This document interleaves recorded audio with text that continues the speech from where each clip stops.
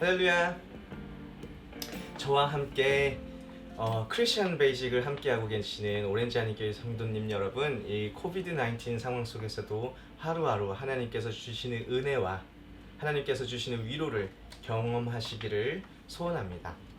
제가 이렇게 동영상을 만들게 된 이유는 우리 크리스천 베이직이 사실 시작해서 12주까지 가는 12주 딱 3달이었죠. 3달 정도 하는 그 계획이었는데 역시 이제 무기한 연장되면서 제가 여러분들을 어떻게 도와드릴 수 있을까, 어떻게 제가 이 크리스천 베이직을 이렇게 할 수 있을까라고 생각했을 때 복습 동영상을 좀 만들어서 이 예전에 배운 것들을 까먹지 않도록 한번 도와드리면 좋겠다 싶어서 제가 이렇게 카메라를 꺼내 들고 녹음을 하게 되었습니다. 자, 그 첫 번째로 오늘은 성경은 무엇인가? 성경에 대한 핵심, 성경에 관한 믿음의 핵심에 대해서 말이 어렵네요. 에 대해서 시작해 볼 텐데요. 성경은 무엇일까? 하나님은 피조물들이 하나님에 대해서 알기를 원하세요.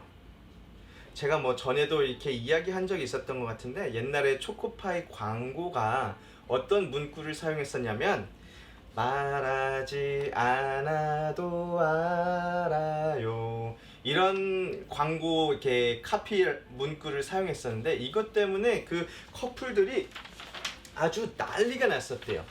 왜냐면은 이 이제 그 여자친구들이 막 남자친구한테 가가지고 야 너는 꼭 내가 말해야 돼야 아니야 내가 왜 그런지 몰라 막 이러면서 막 달달달달 볶는 바람에 이 남자들이 너무 고생했다고 합니다. 그래서 이제 뭐 초코파이 문구가 이제 좀 바뀌었대요. 뭐 까는 거 뭐 정 때문에 말하지 않으면 뭐 몰라요 뭐 이런 식으로 이제 말하고 살자라고 이렇게 좀 바뀌었다고 하는데, 우리도 하나님께서 우리에게 하나님을 알려주시지 않으면 우리는 하나님을 알 수가 없어요. 계시, 이것이 바로 계시라는 것인데요. 계시란 쉽게 말해서 하나님께서 우리들에게 하나님을 알려주시는 것입니다. 근데 계시에 있어서는 두 가지 종류가 있어요. 뭐 일반 계시와 특별 계시라는 것이 있는데요. 일반 계시는 모든 사람들에게 하나님에 대해서 알려주시는 거예요. 근데 그 방법이 무엇이냐면 자연을 통해서, 예를 들어 제가 이제 이렇게 밤에 자고 아침이 되었는데 햇빛이 막 떠오르면서 막 그 햇빛이 저희 얼굴을 막 때려요. 그럼 제가 막 일어나면서 도대체 이 태양은 누가 만든 거야? 아니면은 뭐 산타모니카 바다를 가면서 바다를 가서 시원하게 뻥 뚫린 바다, 막 파도 치고 그 위로 막 새들이 날아다니고 바다 냄새가 막 이렇게 맡아지는 그 시원함을 막 느끼면서 야, 이 바다는 누가 만들었을까? 이렇게 사람들로 하여금 알게 해주는 것이 바로 일반 계시입니다. 일반 은총이랑 좀 헷갈렸는데요. 일반 계시. 근데 일반 계시는 누군가가 만들었다까지는 사람들로 하여금 생각을 하게 해줘요. 사람들로 하여금 알게 해줘요. 무언가 있다, 누군가 있다. 하지만 딱 거기까지예요. 그 이상으로 알 수가 없어요. 그 대신 특별 계시라는 것이 있습니다. 특별 계시가 무엇이냐면 모든 믿는 자들에게 주시는 하나님의 계시입니다. 이것이 바로 특별 계시예요. 하나님의 자녀들에게만 주는 하나님의 계시인데 가장 먼저 예수 그리스도를 통해서 우리들에게 하나님을 나타내셨고요. 또 지금 우리들에게 성경을 통해서 하나님께서 스스로를 우리에게 보여주시고 있습니다. 즉 일반 계시는 뭐 자연 뭐 이런 것들이라면 특별 계시는 예수 그리스도, 그 다음에 우리가 공부해 볼 성경입니다. 우리는 하나님께서 우리에게 보여주시는 만큼 하나님을 알 수가 있습니다. 그리고 우리는 성경을 통해서 하나님을 알 수가 있는 것이지요. 자, 그럼 이제부터 성경에 대해서 이야기를 해볼 건데요. 가장 기본적인 질문, 성경은 총 몇 권으로 되어 있을까요? 이렇게 몇몇 분들은 전도사님 이런 걸 물어본다니 우리 수준을 어떻게 생각하시는 것입니까? 라고 이렇게 고민하실 분도 계시고요. 제가 봤을 때 나는 모르는데 라고 이렇게 눈치 보실 분도 계실 것 같은데, 자, 성경은 총 구약 36권, 잘못 쳤 구약 39권, 그리고 39권 그 3 곱하기 9는 뭐죠? 27 해서 39권 구약, 27권 신약 더해서 66권입니다. 그래서 총 성경은 66권으로 이루어져 있고요. 그 다음에 우리는 이 성경 66권을 정경으로 인정하고 있습니다. 자, 성경을 정경이라고도 부르는데요. 정경은 영어로 canon이라고도 해요. canon, C-A-N-O-N. C-A-N-N-O-N은 대포예요. 대포. canon이지만 그건 대포고, 우리가 말하는 canon은 C-A-N-O-N. 자, canon, 정경의 뜻은 무엇일까요? 바로 기준이라는 뜻입니다.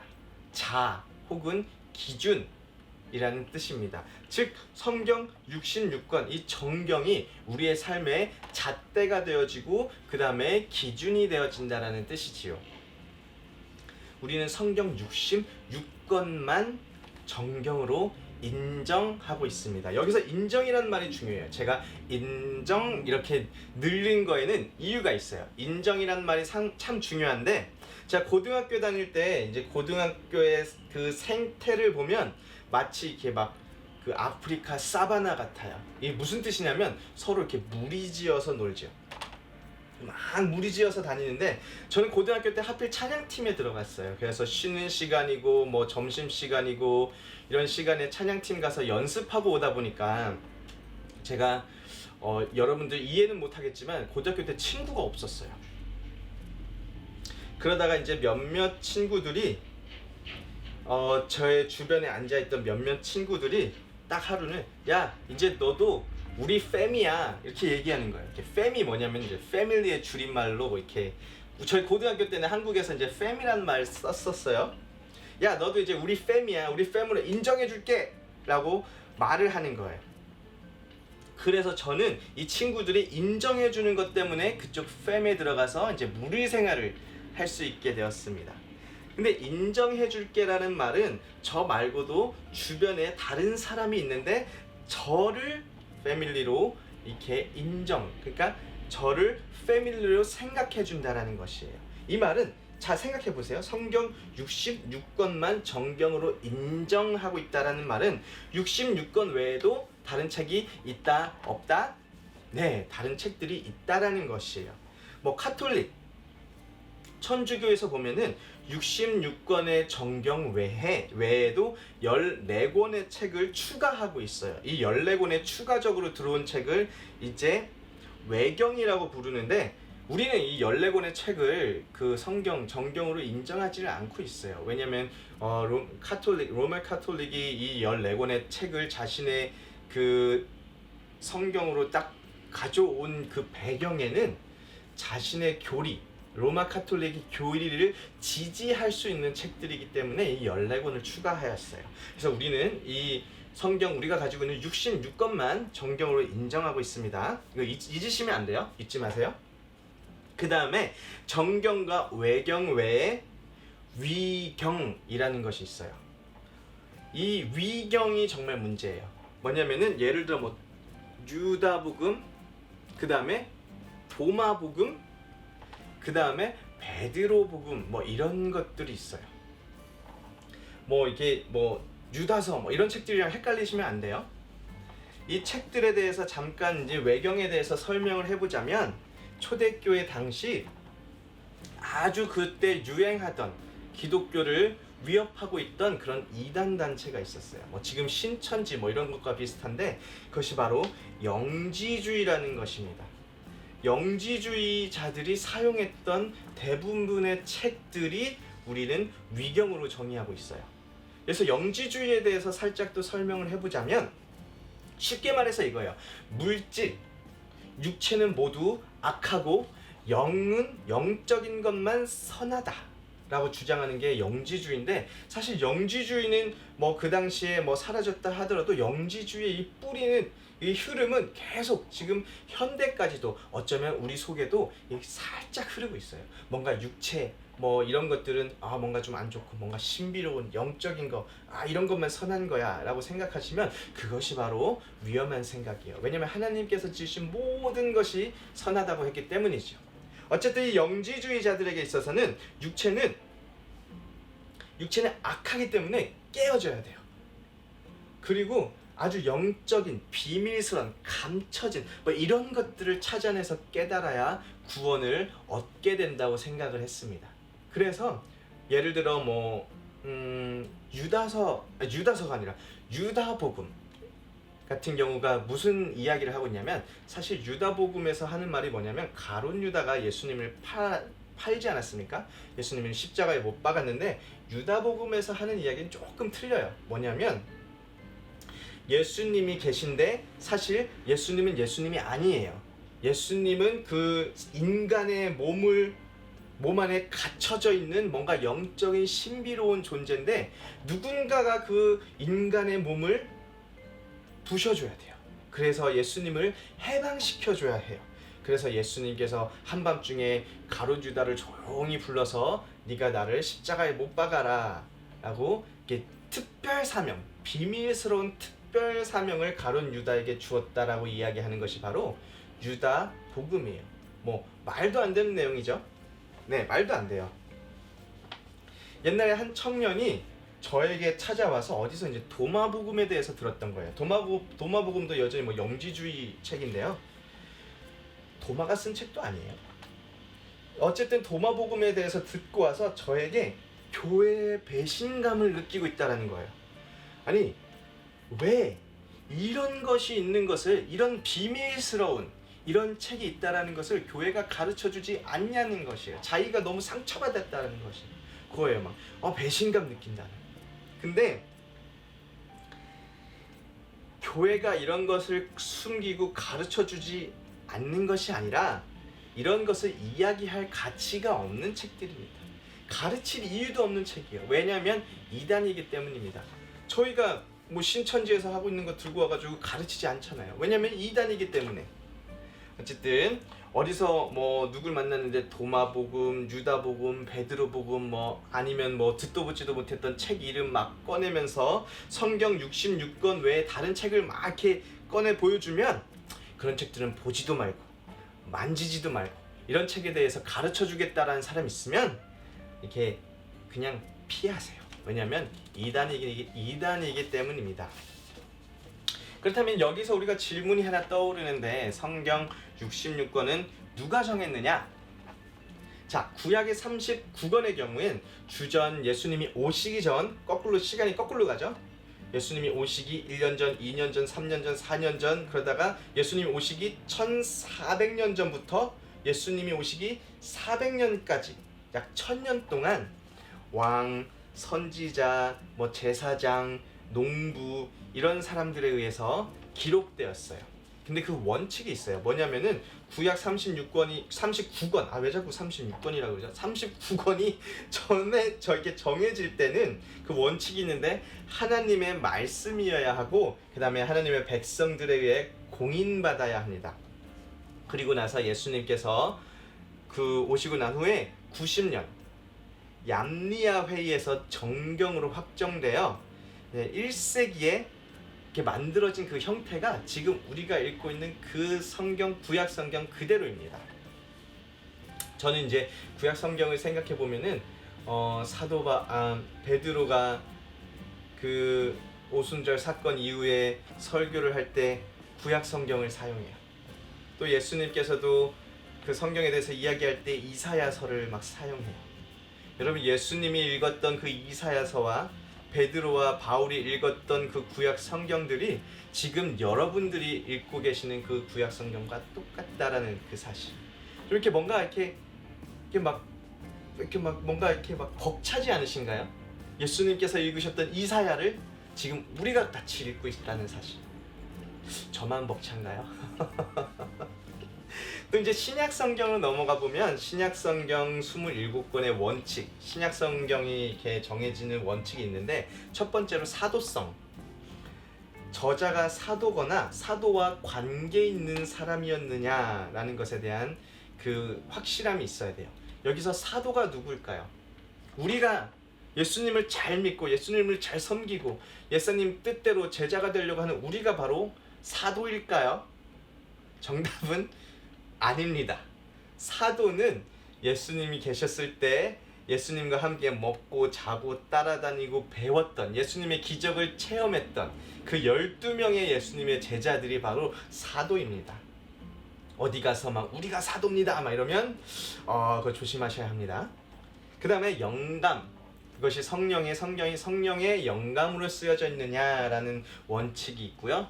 또 보편성, 초대교회에서 받아들여졌느냐라는 보편성이 있습니다. 이것에 대해서 조금 얘기해보자면 신약성경 27권이 정해졌을 때 그것이 어떻게 정해지냐면 요즘 같은 경우는 우리는 전화기도 있어요. 뭐 카톡도 보내고 이메일도 보내요. 근데 옛날 뭐 초대교회 같은 경우는 전화기 없죠. 이메일도 없고 뭐 카톡도 없고 소식을 전하려면 막 찾아가서 뭐 이렇게 편지를 전해주는 뭐 그런 상황이었는데 뭐 예를 들어 A라는 교회에서 마태, 마가, 누가복음과 그 다음에 자슈아 복음을 봤어요. 근데 B라는 교회를 보니까 누가, 마가, 그 다음에 요한 복음을 봐요. C라는 교회, C 교회를 가니까 마태, 마가, 누가, 요한을 봐요. D 교회도 마태, 마가, 누가, 요한을 봤어요. 그러면은 아까 B 교회에서 봤던 자슈아 복음은 빠지는 거예요. 서로 교회들이 모이고 서로 교류를 하다 보니까 서로 같이 읽는 너희 교회도 이 책 읽어? 우리도 읽는데 너희도 읽어? 했던 책들이 모여서 그것이 27권이 되었고 그것이 아타나시우스가 발표했으며 주후 397년에 카르타고 공회에서 확정했습니다. 중요한 것은 확인했다라는 것이에요. 그 공회에서 이거야 라고 정한 것이 아니라 확정했다라는 것. 그래서 신약 성경 27권 즉 교회에 의해서 걸러진 책들이고 이것이 확정되었다라는 것이죠. 또 원칙에서 잠깐 돌아가서 내용이 조화로워야 해요. 성경이 이렇게 걸러질 때 그 내용들이 조화로워야 되는데 예를 들어서 뭐 모든 책들이 이거는 사과다 라고 얘기하는데 갑자기 책 하나가 툭 튀어나와가지고 이거는 사과가 아니고 귤이다 라고 해버리면 그 내용의 조화가 이루어지지가 않지요. 그럼 그 책은 빠지게 되는 것입니다.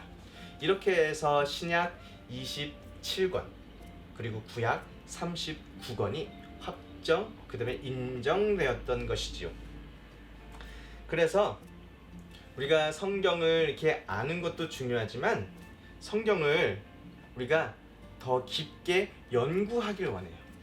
자, 왜냐하면 성경은 하나님의 깊은 뜻을 보여줍니다.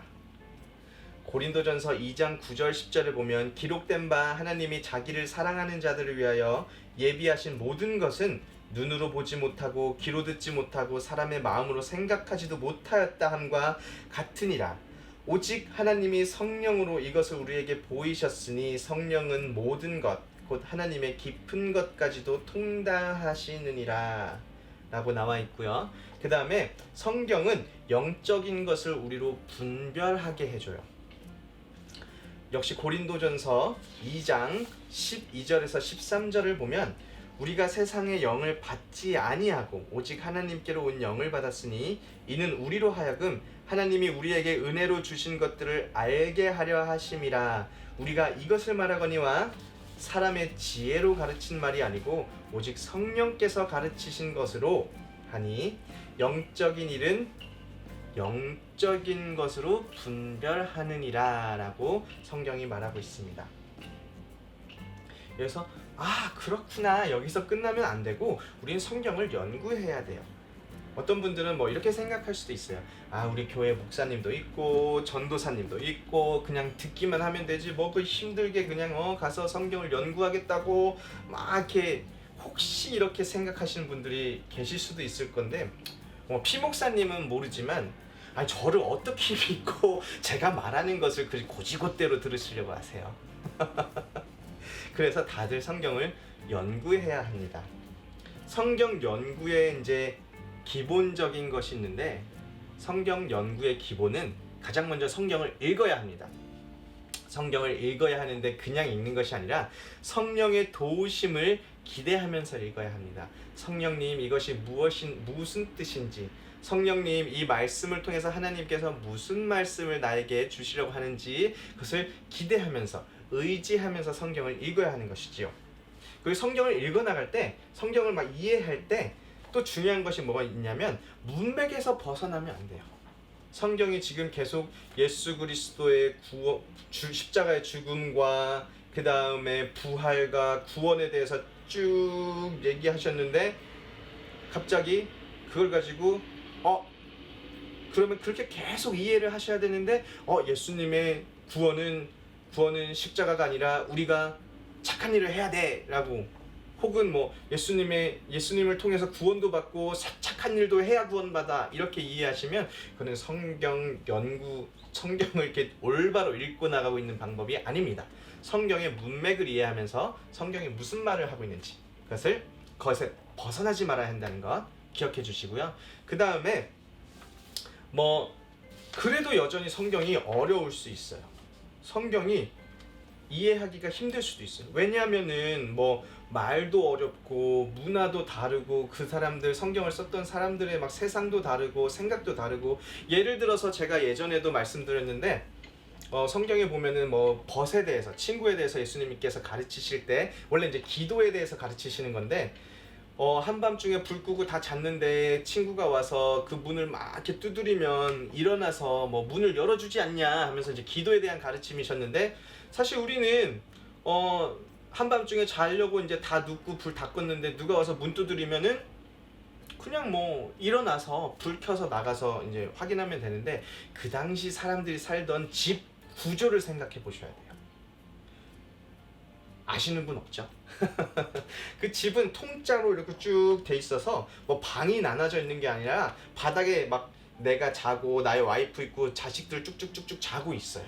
그리고 불을 다 껐어요. 지금 그 당시 촛불 켰잖아요. 촛불 켜도 어두운데 촛불까지 껐어요. 그럼 정말 깜깜해요. 하나도 보이지 않아요. 근데 누가 밖에서 막 뚝뚝뚝뚝 두드려요. 일어났는데 하나도 보이지 않아요. 깜깜해요. 불을 켜야 되는데 불이 어디 있는지도 모르겠어요. 내가 저 문까지 가다 보면은 와이프도 밝고 내 아들도 밝고 내 자식도 밝고 책상에 다리 찌고 이렇게 해서 문까지 가야 돼요. 그래도 이렇게 계속 두드리면 그걸 열어준다라는 뜻이죠. 이렇게 그 문화를 이해해야만 그 정확한 의미가 이해되는 것도 있어요. 그러면은 그때는 모르는 것이 있다면, 궁금한 것이 있다면 교회 교역자님들께 찾아가서 물어보시면 됩니다. 교회에서 하지 않는 이상한 성경 공부 가가지고 성경 배운다고 앉아가지고 그곳에서 막 물어보면, 잘못하면 그게 정말 이상한 잘못된 성경 공부라면 정말 큰일 날 수도 있어요. 그래서 성경을 읽다가 모르는 것들, 궁금한 것들이 딱 나타나신다면 꼭 오렌지 한인교회 교역자님들께 찾아가셔야 합니다. 다른 교회 찾아가시면 안 돼요. 오렌지 한인교회 교역자님들께 찾아가세요. 네, 그 다음에 성경을 읽고 나면, 성경 연구를 하고 나서 성경을 읽고 나면 그 다음에 정말 가장 중요한 것이 있습니다. 가장 중요한 것이 무엇이냐면 바로 적용입니다. 적용. 성경을 열심히 읽고 열심히 연구해서 막 깨달음을 얻었는데 그것을 나의 삶 가운데 적용시키지 않는다면 정말 그건 아무런 의미가 없어요. 아무런 의미가 없습니다. 그래서 이제 적용이 중요한데, 적용에서도 우리가 중요한 점이 있어요. 성경은 황전도사한테 이야기하는 것이 아니라 나에게 이야기를 하고 있는 것입니다. 그러니까 이렇게 하시면 헷갈릴 것 같은데, 성경은 박집사에게 이야기하고 있는 것이 아니라 나에게 이야기하고 있는 것입니다. 즉 다시 말해서 이제 성경을 읽다가 성경에 이런 말이 있어요. 거짓말하지 마라. 그러면 성경이 나에게 이야기를 하고 있으니까 내가 거짓말하면 안 되겠구나 이렇게 생각하셔야지, 성경이 거짓말하지 마라 했는데 지난주에 박 집사가 거짓말했던 게 막 뿅 떠올라가가지고 막 그대로 막 쫄래쫄래 박 집사님 가가지고 막 놓고 해서, 박 집사 내가 성경을 읽었는데 말이야 오늘 아침에 거짓말하지 말래. 박 집사 그렇게 살지 말어. 이렇게 적용하시면 안 된다라는 것이에요. 이렇게 적용하면 싸움 나요. 올바른 적용이 아니에요. 항상 성경인 하나님께서 주시는 메시지는 나에게 주시는 메시지이지 그것을 통해서 누구 쫓아가서 이렇게 얘기하라는 것이 아닙니다. 그래서 성경을 통해서 내가 받은 그런 것들은, 깨달은 것들은 나의 삶 가운데 적용해야 된다라는 것, 그거 항상 기억해 주시고요. 그리고 그 적용하는 것대로 우리가 성경대로 살아가는 것이 가장 중요하다라는 것 다 이제 까먹지 마시고 기억해 주셨으면 좋겠습니다. 이렇게 크리스천 베이직 1과의 1부를 제가 이렇게 녹화해서 마쳤는데요. 제가 여러분들의 반응을 보고 제가 크리스천 베이직 1과의 2부를 올릴 것이냐 말 것이냐를 결정하도록 하겠습니다. 그래서 제가 이렇게 카메라 앞에 좀 부끄러운데도 불구하고 이렇게 섰으니까 좀 뜨거운 이 관심 부탁하고 또 다음 시간에 이렇게 찾아뵙겠습니다. 오늘 크리스천 베이직 배웠던 것, 성경을 읽으며 이 성경이 그냥 읽는 것에서 끝나는 것이 아니라 우리 삶 가운데 적용하고 성경을 살아내시는 그런 오렌지 한인교회의 성도님들 되기를 소원합니다.